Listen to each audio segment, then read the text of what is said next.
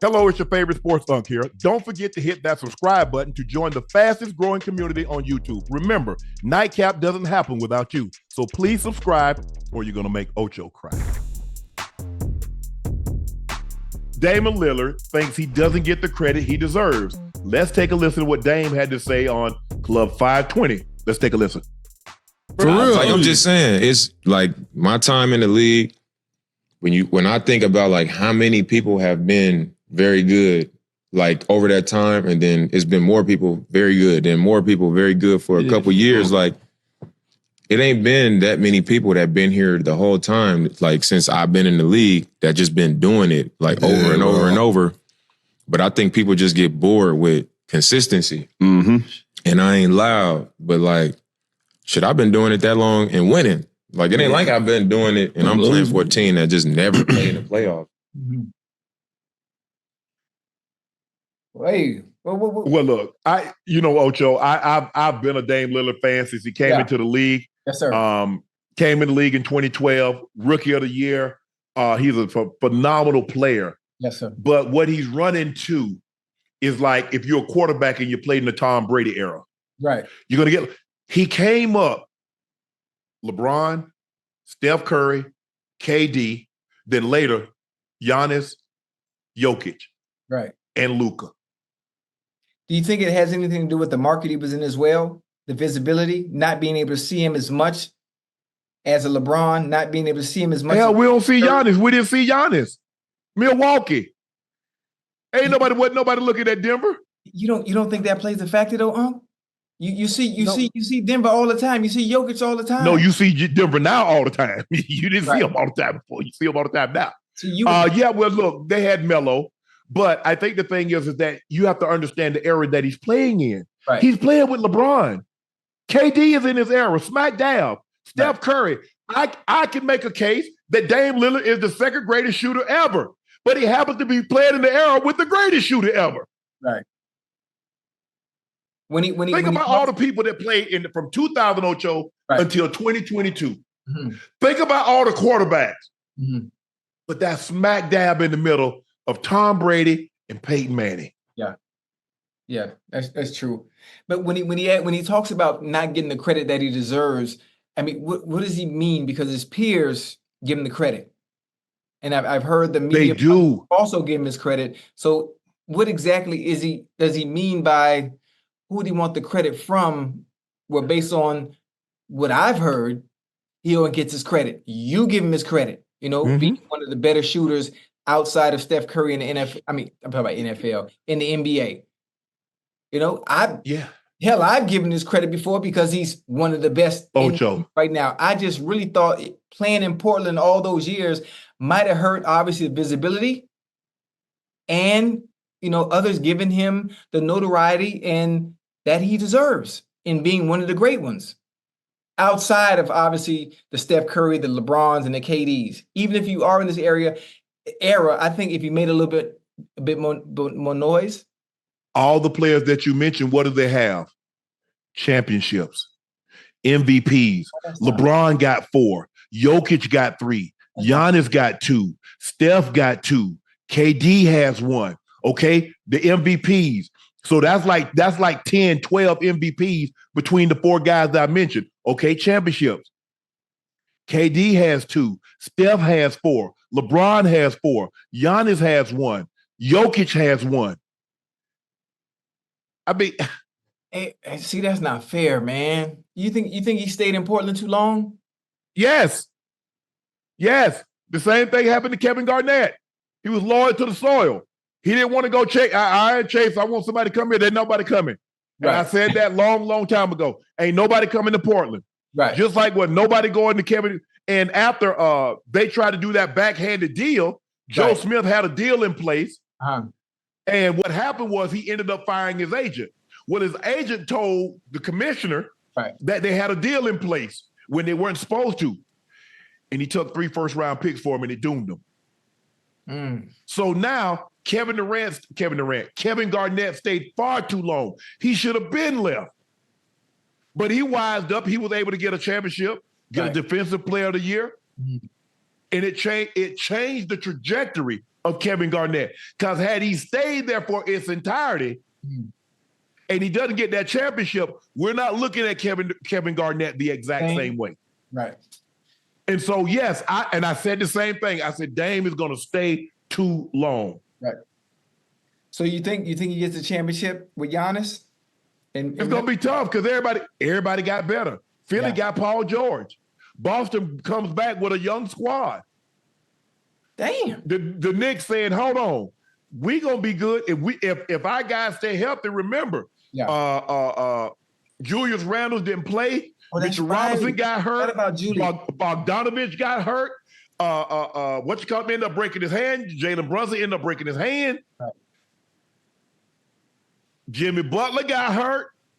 So the East is a beast. They don't really have a chance then, huh? They got a chance because you got Dame, one of the better players in the NBA, and you got Giannis. Yes, they got a chance. Get Chris Middleton back healthy. But fine. What they had to give up, because in order to get a guy like Dame, you got to give up Holiday. Yeah. And then what you did is that you made Celtics stronger by giving up Holiday, because he goes to Portland, they make a trade. Now they get a defense. So now you got Derek White and Holiday, two defensive guys that can hound on the perimeter.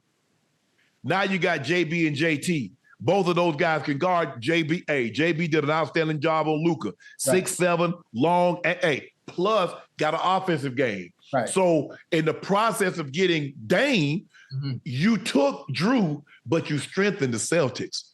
Yeah. But also you strengthen yourself offensively too with Dame. Because but you took some of the defense away. But you took a lot of the defense away. Right. How's the Bucks bench? Bobby Portis is good. Oh yeah, I like Bobby. Bobby nice. Right? BP is good. Yeah. They got Coddington. They got. You look. There's a give and take because you get a guy like Dame, and there's only there are not a whole lot of Dame Lillards. Right. But I still believe he waited. I mean, he probably waited 4 years too long to leave. Or should have been left. Yeah. Dang. Should have been left. Dame, I know you're gonna see this, boy. You the real deal, boy. You hear me? Yeah, he legit. You win a championship or not, boy, you the real deal, boy. You're a legend. You can't be absolutely one, but you a legend. But this notion, I don't want to go link up with nobody. Look here. They're gonna criticize you and judge you anyway. Go be happy. Right. Go be happy. Damn what people say, because they're gonna talk about you anyway. Because I tell you what, Ocho. Yes, sir. I'd rather be sad in a Rolls Royce than riding the bus. So talk about me when I got a ring on my finger. Because then I can put one of them in my ear and drown you out. That's what guys got to understand. If you don't got no ring, first thing they gonna throw in your face, you ain't got no ring? Okay. Go say, well, I teamed up. I don't care what you say. I got it. Right. I got it. So, but Dame is a phenomenal player. I think it goes without saying, my record, being on record, and what I think of Dame speaks for itself. But I think the thing is that he just happens to be in an era that's kind of loaded with, like I said, you got Bron, you got Steph, you got KD, now you got Jokic, you got Giannis. All those guys got MVPs, like with the exception of KD, he's the only one that got one MVP. All the rest of them got multiple. Bron got 4. Yeah. Jokic got 3. Steph has 2. Giannis has 2. And a championship. And a finals MVP. So if we adding it up, do we put him in front of any of those guys, Ocho? No, but he's right there in that group. Jesse doesn't. No, he's not in that group. No, Ocho, don't do that. He's not in that group.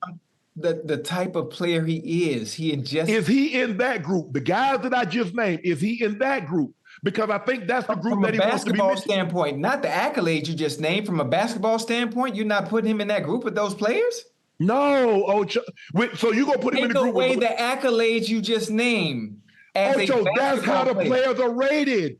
So in other words, if accolades didn't matter, you could put anybody in a group with Patrick Mahomes. Accolades don't matter. No, I'm just saying from a basketball standpoint, playing the game. From a football standpoint, accolades don't matter. What quarterback you want to put in the category with Mahomes? Accolades don't matter because that's what you just said. You're not understanding what I'm saying. I'm talking about from a skill perspective, like just playing straight basketball.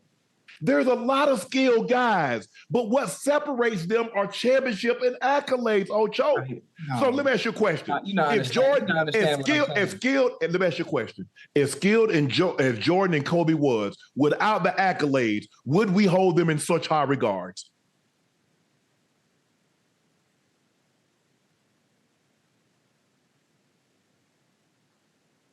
Okay, I hear what you're saying, but maybe I'm wording it the wrong way. Maybe I'm wording it the wrong way, and I can't find the words to kind of explain what I'm trying to say. But I'm just seeing it. He's just as good as those guys, but he doesn't have the team achievement that allowed them to garner. That's what it's about, Ocho. That's what it's about. What are we doing here? We can't change the rules. See, the problem that a lot of times what people try to do, they try to change the rules for people that they like. I like Dame. I'm on record. My record speaks for itself about talking about Dame. But you can't put him with LeBron, Steph, and KD, and Giannis, and Jokic. You can't.